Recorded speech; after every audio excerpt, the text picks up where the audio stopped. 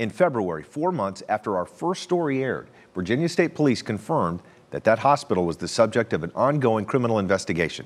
Now we're learning more about an incident where a young patient suffered serious burns.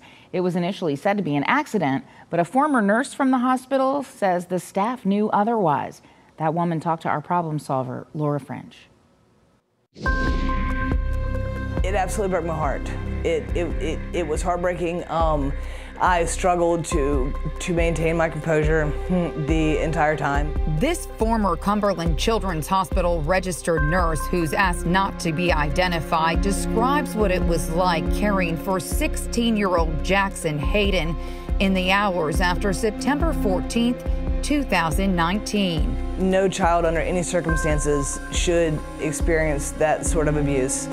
As CBS 6 first reported in August, Shannon Hayden says her son was intentionally burned by a staff member at the New Kent County Hospital. But she says the facility initially told her the teen, who suffers from a traumatic brain injury, was accidentally burned in the shower. It wasn't until more than a month after the alleged incident she says Cumberland informed her of what really happened. One of the behavior techs on camera going in the break room and into the bathroom multiple times, heating up water and pouring it on Jackson. But this RN says the hospital knew immediately that Jackson's injury was no accident. Cumberland's CEO responded with, quote, "We vehemently deny this new allegation." There's no other way it could have happened, and they knew this. I was told by the nurse exactly what happened. However, I was then told by my supervisor that I was not to speak on that because it needed to be investigated. Cumberland certainly did not want his family knowing what really happened. That's their child. They need to know the truth. They have trusted a facility with his life, with his safety. But knowing that people knew, that one really hurts. Because I think I would have, I know I would have tried harder to get him out of there quicker. When the RN, what was the purpose of her burning my child, heard this mother's plea for answers on CBS 6 this summer, she said she knew it was time to break her silence. The driving force behind my resignation, which is child abuse.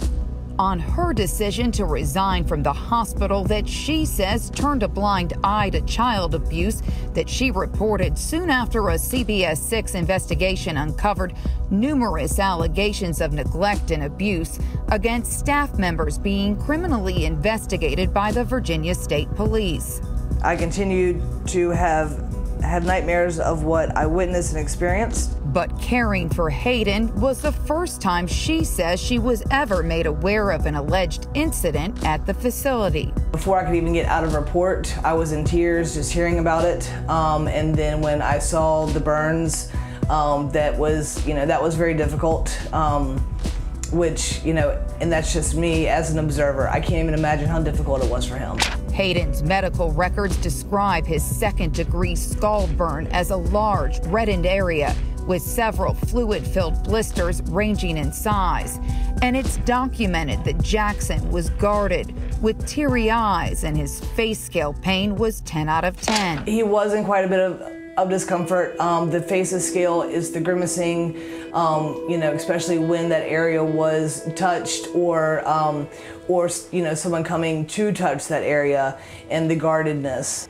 I did not maintain my composure the entire time, Sometimes you've got to go to the back into a storage unit and just cry and let it out, and then pretend like everything's good. How difficult is that for you to hear in those hours after this woman allegedly intentionally burned your child? It really must be sad. It must be sad for Jackson, He didn't have his mom to comfort him. I pray that the ones that did care for Jackson did comfort him if he needed it, because I couldn't.